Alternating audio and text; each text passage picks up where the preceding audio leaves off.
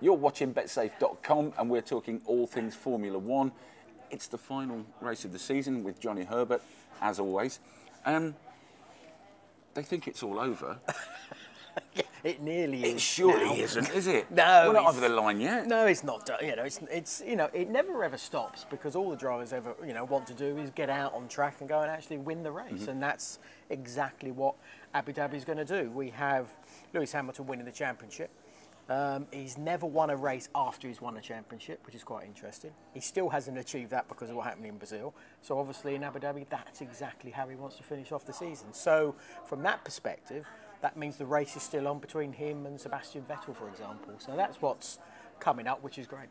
Brazil, was it what you thought it was going to be? I don't know, but I thought that Lewis Hamilton would go for gold, go for a bit of glory, a bit of a Hollywood finish, but it didn't happen that way, did it? It went Vettel's way. Yeah, well, for Lewis, obviously, he was very quick all weekend. He was on it.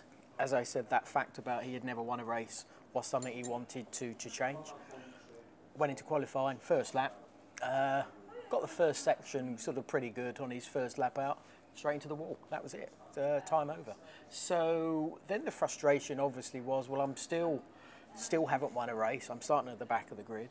And what did happen, which I think was quite incredible in many respects, frustrating in other ways, is when he started at the very, very back, they've got all these engine modes. I think they've got about 5 different engine modes, Mercedes, but they were phoning back to the UK to basically break the code so they could use some extra modes to get a bit more horsepower, so he could sort of get himself through the pack a little bit quicker. So it didn't quite happen.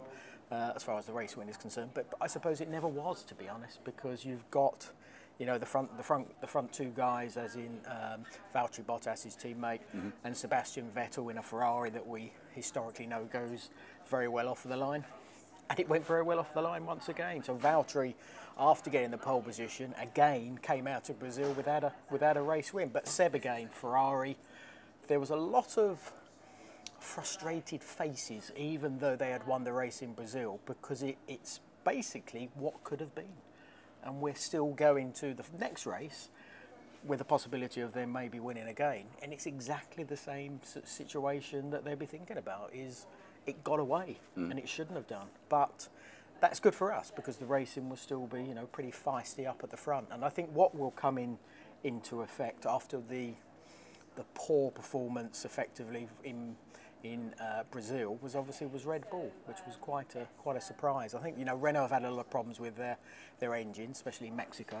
Okay, Max won in Mexico, but they still suffered a lot of engine issues, and there was a lot of finger pointing going on from Toro Rosso, Franz Tost, and Cyril Pitbull from Renault, because they had a lot of failures. And there was a bit of a blame game going on where we're not getting new parts, and that's why they're failing, and that's why we're not being able to do what we need to do on the racetrack. And that was all because the middle pack, which is Haas, Toro Rosso and Renault, are fighting for that sort of sixth position in the championship. So there was a lot up for stake, as I said, but there was a lot of anger going on through sort of Renault and Toro Rosso as well. So even that pack is really interesting. And Brazil, it did its typical race situation where it wasn't a bad race, it wasn't a brilliant race, it was a little bit of a lull in the middle, but at least you had someone like sort of Lewis coming through the pack, but of course you had Sebastian out in front controlling it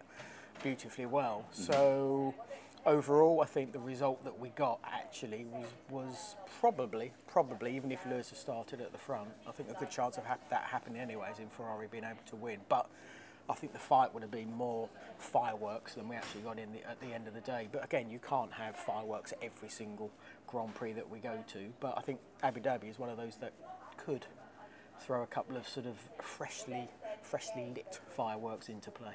Seeing Sebastian Vettel come in first seemed quite familiar. Yeah. Then you look back, you think it's July since he last won, and I suppose when he thinks about it after Abu Dhabi, it's not been the best of seasons really for Vettel and for Ferrari. Well, it's been a good season for Ferrari and Sebastian Vettel as far as the equipment and the speed that the car has actually been able to go. It has been a brilliant year, but as I said earlier, they haven't capitalised on it. And because they haven't capitalised on it, he did that one silly little error. Would he have won the race in Azerbaijan when they came together, Lewis and himself? Probably not. I think Lewis still had the ultimate pace, but he probably would have finished second, which would have been very, very different. But he got his penalty and finished further back. And of course, then the situation in Singapore, where he sort of made that move on the start-finishing line, and then all hell broke loose. And of course, then Ferrari probably letting him down and themselves down when we had Malaysia and Japan, where they basically didn't really start where they should have done, which was at the sort of the front of the pack. So there's been that little window, which is effectively what you've been talking about, where they did not do the job that they should have done. And that's why I said they'd be looking back going, wow, what could have been, what should have been, but what wasn't. But I think what they can take from it is actually the move that they've made this season, from being just sort of on the grid, let's say, against the Mercedes, to actually being a proper challenge for the Mercedes to be able to beat them. And I think they've really pushed Mercedes, to be perfectly honest, in the development of the car and the development of the power unit as well. So there's a lot of positives that have come into play this year. Of course, you always then throw Red Bull into that as well. So for next season, you sort of hope that actually we're going to have a better season than we did this year. But I think Ferrari, they had the opportunity. They should have probably come out of this on top, but they didn't. Well, I was going to ask you for... Quite simply. I was going to ask you for your moment of the season, know.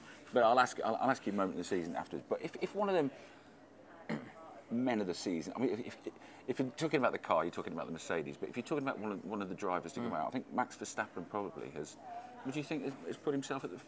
Yeah, well, I think Max is one of those you choose. Would I choose him? Probably not, surprisingly. I'm probably going to choose someone who he's raced against before he got to Formula One. But yeah, Max... Go on then, performer Max of the year. is I think Esteban Ocon.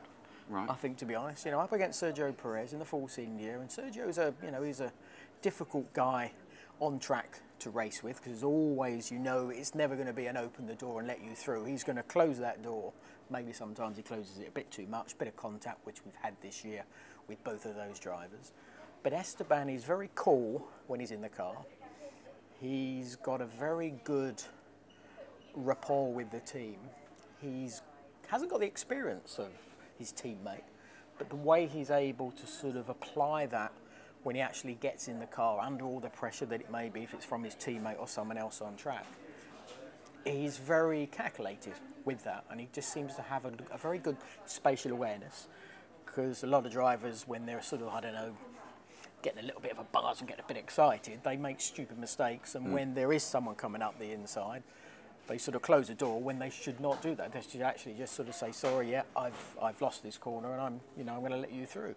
And that is where he's been very, very strong. And I think he's just got better and better as the season's gone on. We go back to the beginning of the season, and it was Sergio who was the fastest driver in the Force India.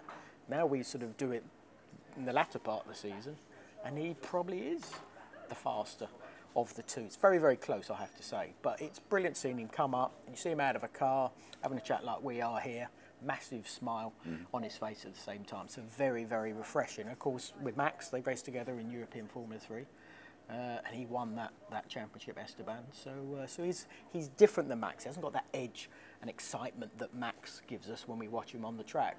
But from a skill point of view, I don't think he's far away. If not, I think he's on even Stevens as far as that talent goes.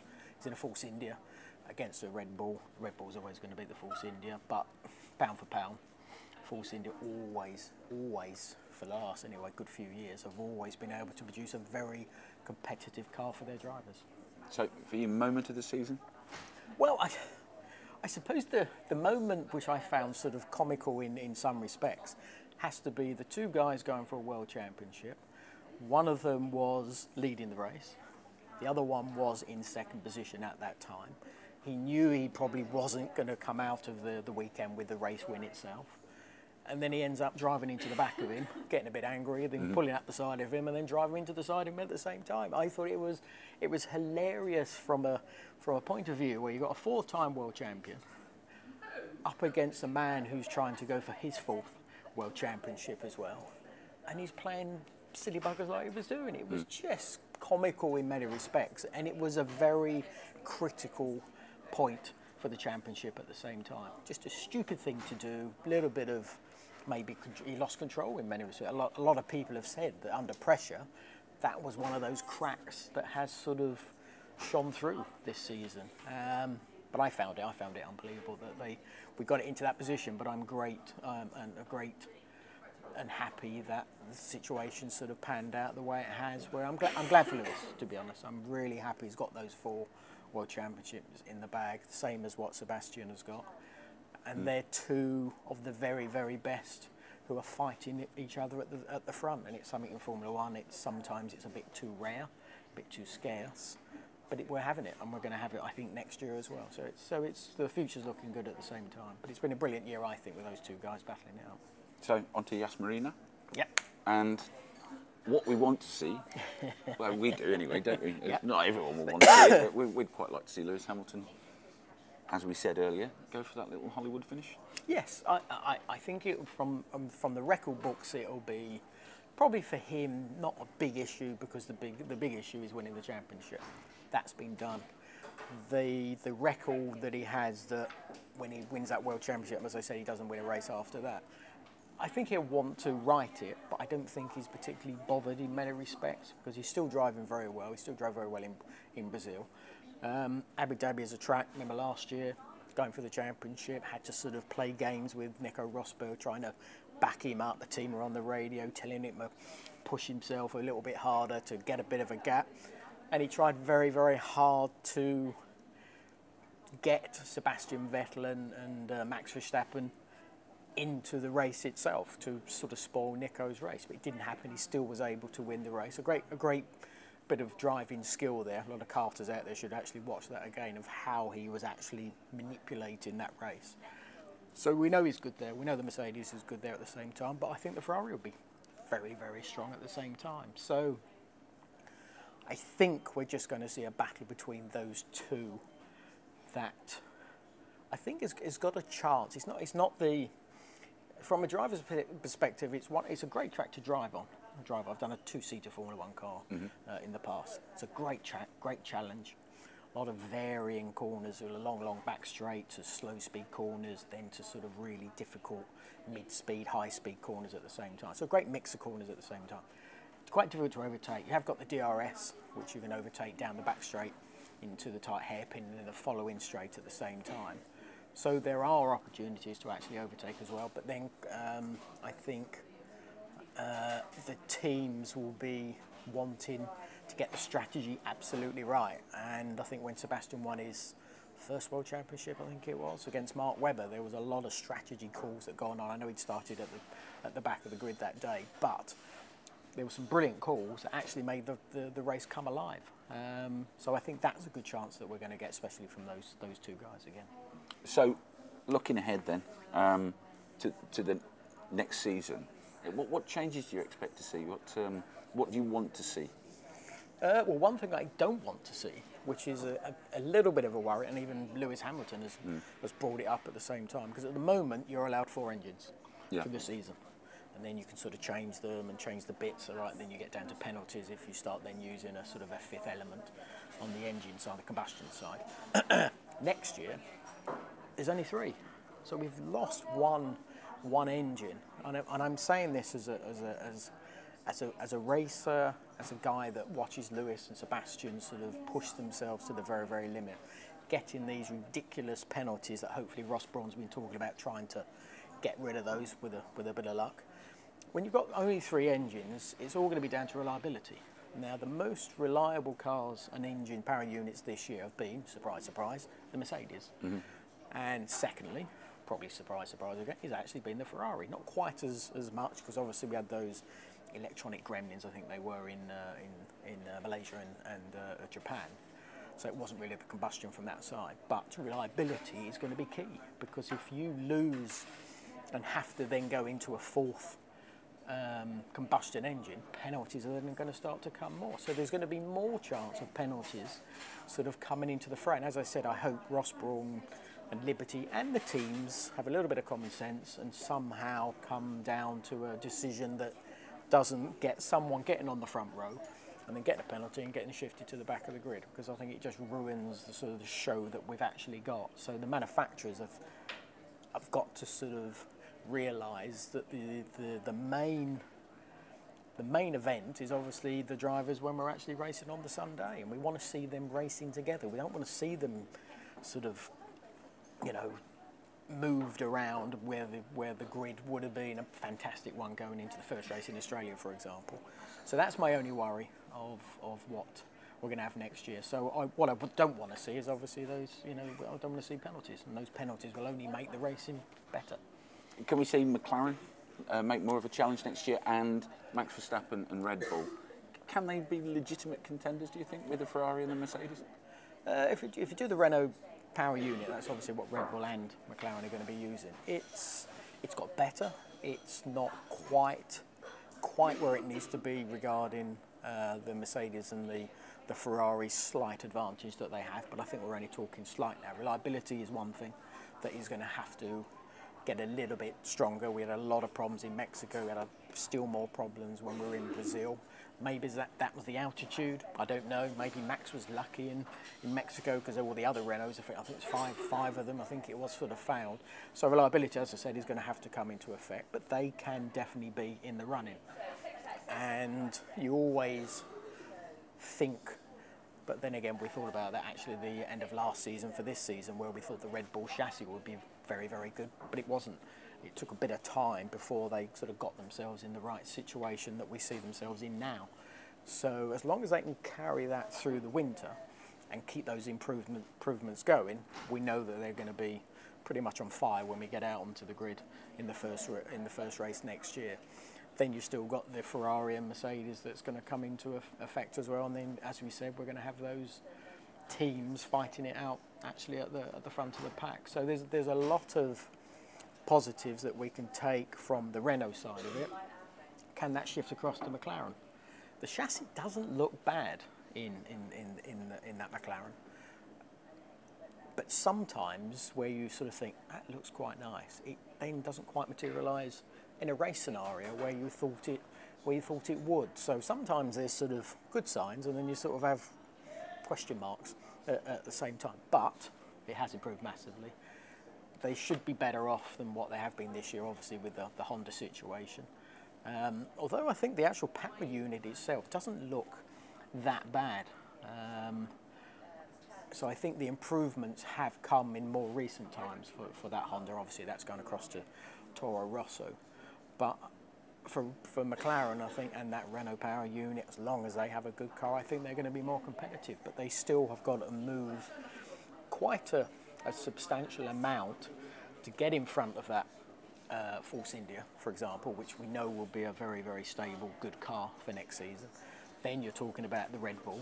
Then you're talking about the Ferrari and the Merc. So that's where then you're talking of a grid that has a nice pack, and probably at the top of the pack at the moment is the Force India. It's that next jump of those four teams that's going to be very, very difficult. Have they got the know-how? Yes. Have they got the ability? I hope so. I hope they do. And I hope the package comes together for them, because once again, you'll be talking of another team that might sort of get into that mix. Just look at the bet-safe odds for the 2018 Championship. We've got Sebastian Vettel at 5-4. Sorry, Lewis Hamilton 5-4. Yeah, Lewis Hamilton 5-4. You know, similar. Vettel, it's only in black and white. 4-1. Yes. Max Verstappen 4-1, same as Vettel. But and then you do Ricardo, didn't you? What a nice little jump Ricardo that is. 7-1. Yeah. Valtteri Bottas. Valtteri again, once again. 14-1. Yeah. Kimi Raikkonen 33-1, because it's not been the best of seasons, has it really?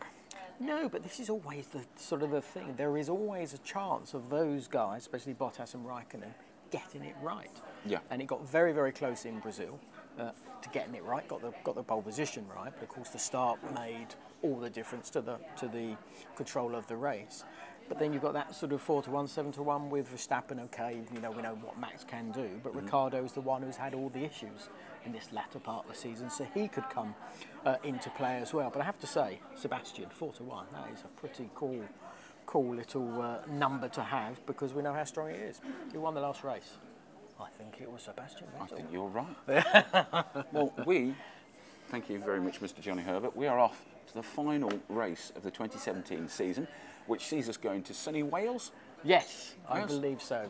Is it Abu Dhabi? In a Dhabi. Abu Dhabi. No, Abu Dhabi. Sorry.